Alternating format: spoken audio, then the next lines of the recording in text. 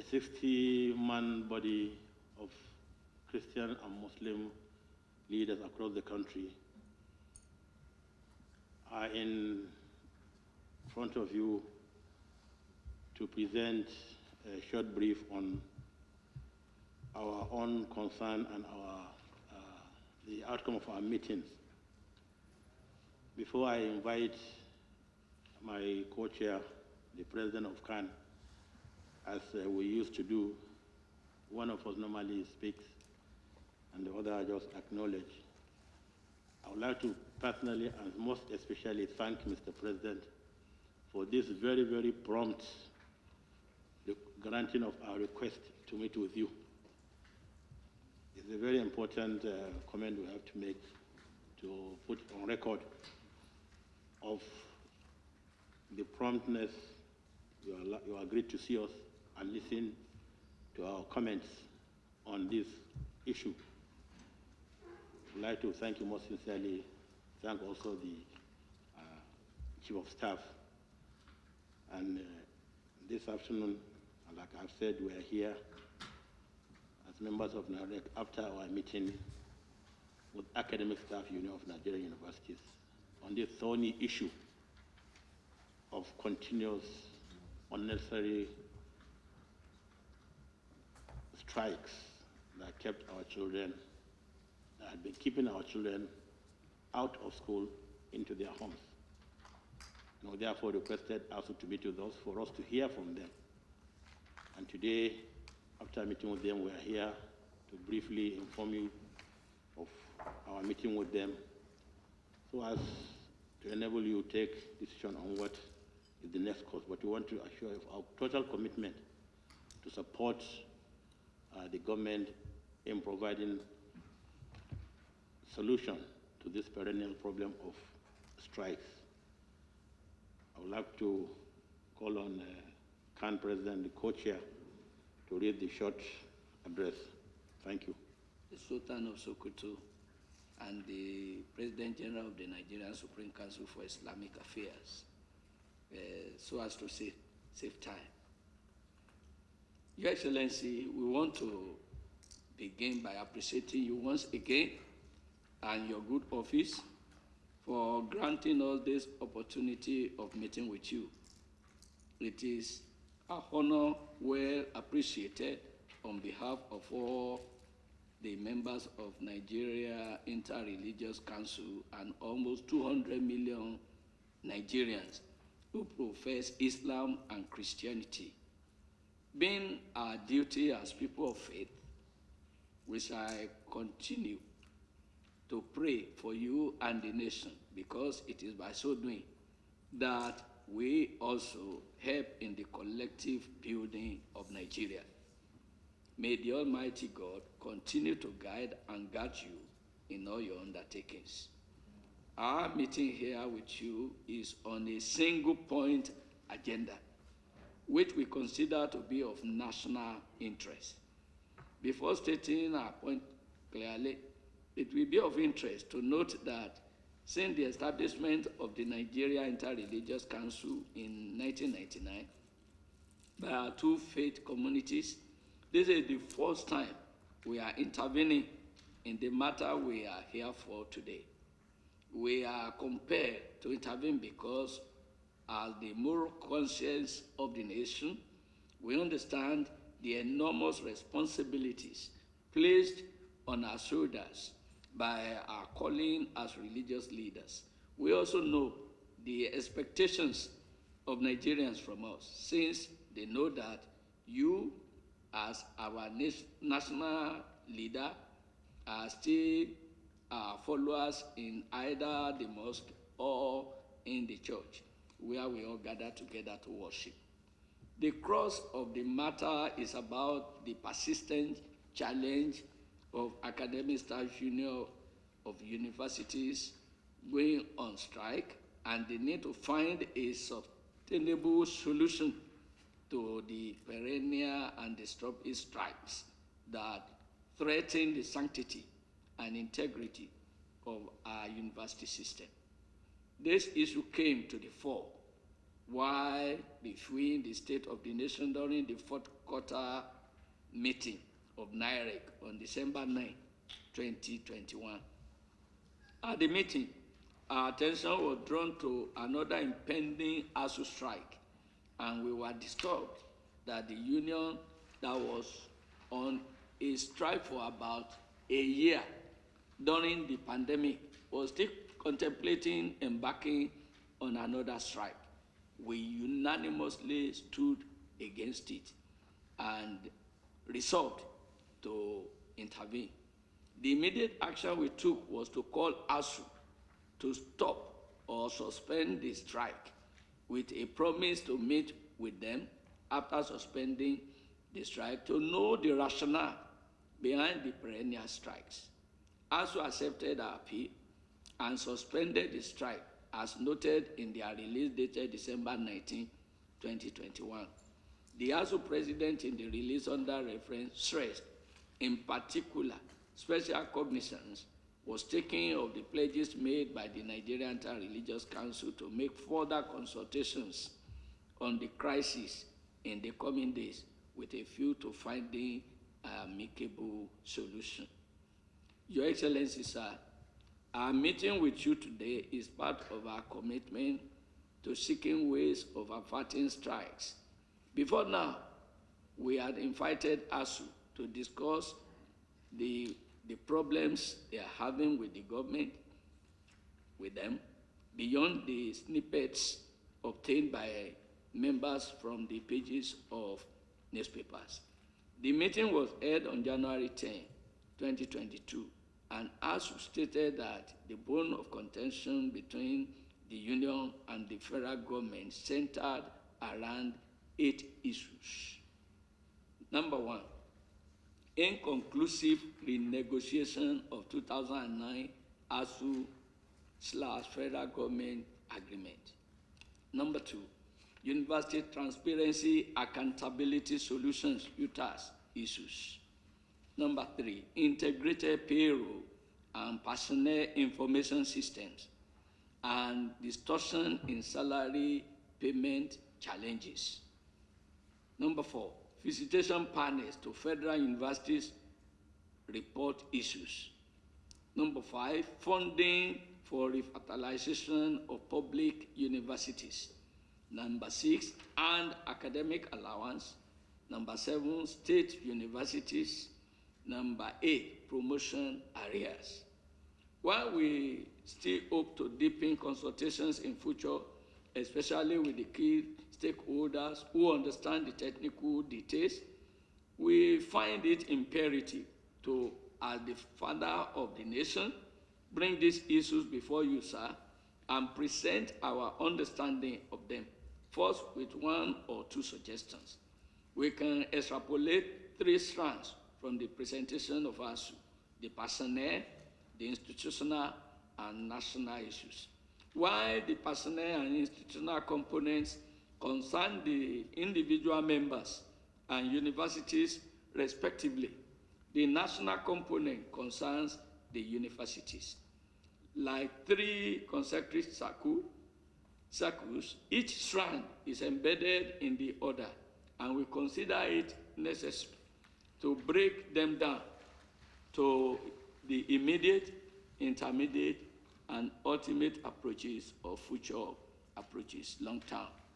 We are aware too that some of the issues are being addressed somehow by the government. Our appeal: Your Excellency, the personnel strand that will resonate with many will require your kind and immediate attention. This is the argument that university lecturers have been receiving the same salary since 2009.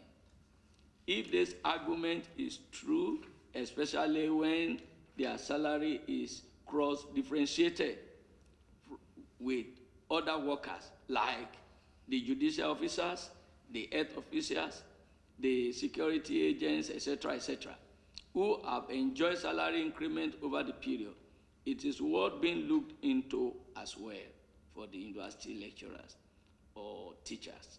More importantly, we appeal that approval be given for immediate return to table to conclude the renegotiation of the 2009 agreement. Given that the first issue of concern is the renegotiation of agreement, the maxim that we should never negotiate out of fear, but should never fear to negotiate comes to mind. If the renegotiation process continues to conclusion, issues that government is not comfortable with can be renegotiated with a view to reaching only implementable agreements. This is the appeal to Your Excellency. We believe that with renegotiation in place, other issues will be adequately addressed along the line. In conclusion, sir, it is said that he who cannot appreciate people cannot appreciate God. We want to thank Your Excellency once again for approving this meeting with the speed of light. We also duly acknowledge the Honorable Chief of Staff to the President, Professor Ibrahim A. Gambari, for his immense cooperation and expeditious facilitation of this interface. We thank the Office of the Secretary to the Government of the Federation for the immense support given to NIREC, especially for facilitating this meeting. We are grateful as we remain hopeful that our appeal will be considered and acted upon with speed. Thank you very much. I would like to welcome Your Highness, the Sultan of Sokoto, Alhaji Saad Abubakar, and Your Honor, the President of the Christian Association of Nigeria, Reverend Dr. Samson Olasupo Ayokole, for your commitment to our people and our country. The roles you occupy in service to your faithfuls and most Nigerians place significant burden on you to be honest, accessible, just, and above all, peacemakers. Your constant desire to offer advice on issues confronting the country is appreciated and noted. I must also thank you for your praise for the country, this administration, for me, and for my family. This opportunity also lends itself for the whole world to see the type of a country that we wish to bequeath to our children and grandchildren. A Nigeria where our diversity is converted to our strengths and our weaknesses safeguarded from manipulation and exploitation. I wholeheartedly commend your efforts in intervening in their long strike by ASUU and holding consultations with the two parties. No society which wishes itself well neglects its educational system and all its component parts. Therefore, we must value our custodians of knowledge while demonstrating that indeed the service they render in the shape of molding our students to grow into valued and productive members of our society. Accordingly, I have tasked my Chief of Staff, the Honorable Minister of Labor and Employment and Education, to make resolving this issue a priority.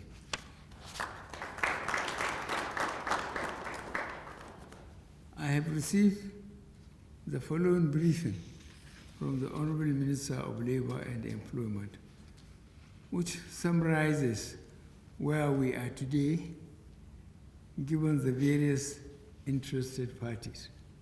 A, To show our commitment, several payments have been made over the last 6 months, addressing several of the issues you raised, details of which the Minister of Labor and Employment can make available to you. B, funding has also been provided for infrastructure development across several public universities, and several of them have begun drawing down on this facility to improve their level of infrastructure. C, finally, and perhaps the most contentious of issues regarding the decision to use either or the University Transparency and Accountability Solution payroll software. D, as you may be aware, the Integrated Payroll and Personnel Information System was introduced as a means of blocking leakages. The federal government was able to save over 100 billion naira annually from the core civil service alone. In view of the resistance from ASUU, we devised University Transparency Accountability Solutions, which is now on the table. E, I have also been informed that system assessment report conducted by NITDA has been shared by the Minister of Communications and Digital Economy to all shareholders, including ASUU, and they are to make the appropriate modifications and report their recommendations. In briefing members of ASUU, it is important that you share with them that government regards them and the service they provide to our nation very highly. However, they should be cognizant of the fiscal pressures that we are currently facing. Nonetheless, we remain committed to honoring our promises. For their part, I would like to encourage ASUU to continue to work with us towards finding solutions to the challenges that confront us. This administration is committed to engagement and dialogue, and I urge them to stay the course towards a joint resolution in the best interest of our children and the nation. Thank you. May God bless the Federal Republic of Nigeria.